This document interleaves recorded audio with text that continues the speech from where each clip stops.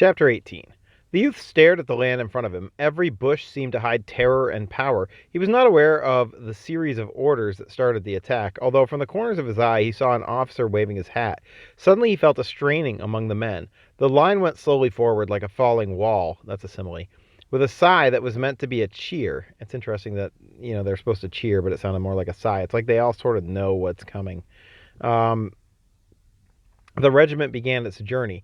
The youth was pushed for a moment before he understood the movement at all, but then he jumped ahead and began to run. He looked at a distant group of trees where he had decided the enemy were to be met, and he ran toward it.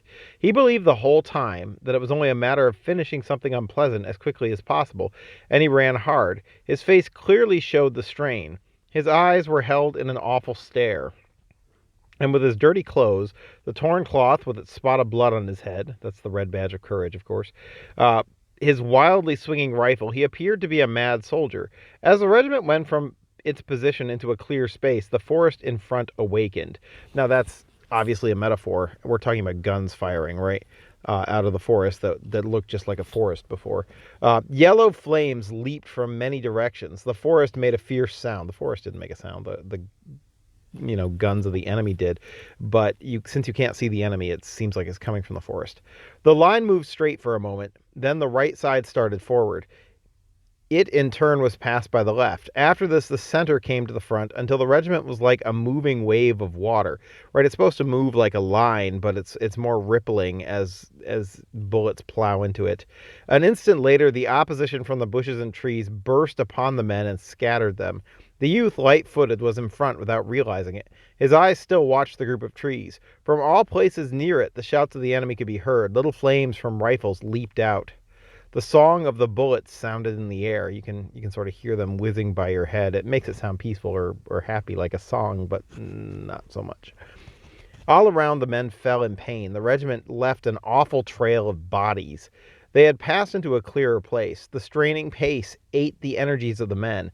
As if by agreement, the leaders slowed their speed. Among some larger trees now, the men watched and waited for some of the distant smoke to move and show them the scene.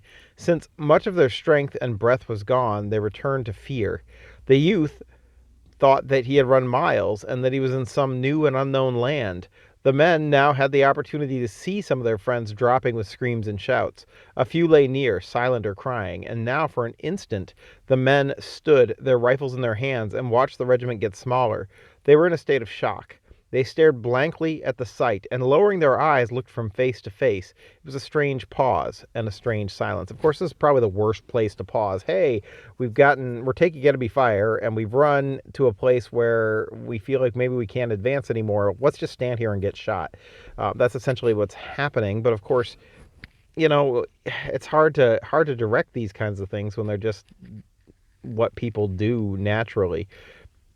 Then, above the sound of the guns, arose the shouts of the lieutenant. This is why we have rank in the army, I guess.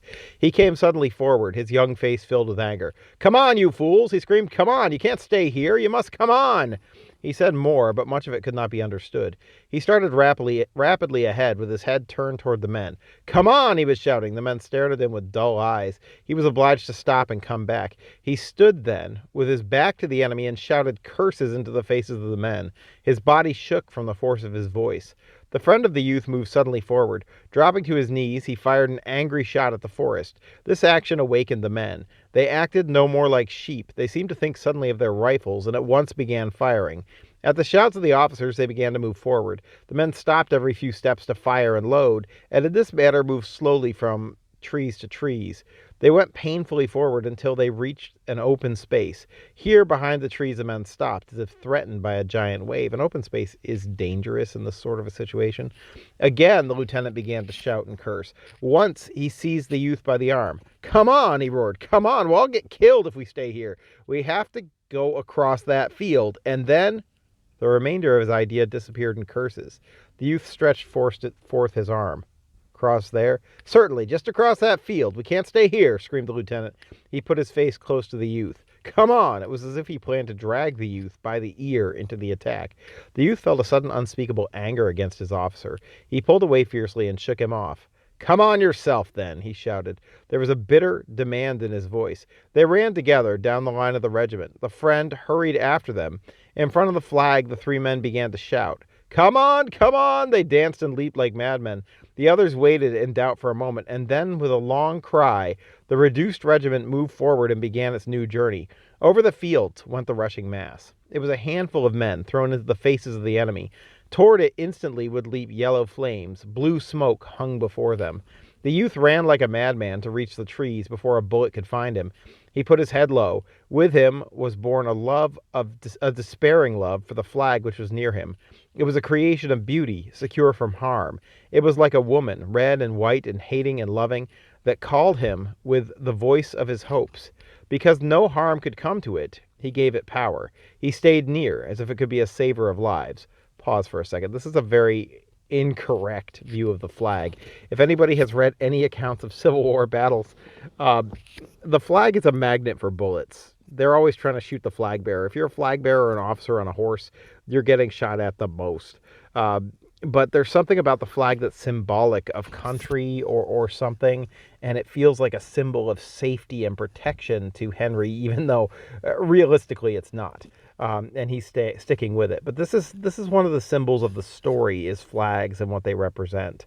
Whether it represents the army or the country or the ideals that the Union is fighting for, or all those sorts of things, I think it does. And so on some level, the flag is a representation of all those things. Anyway, let's get back to it.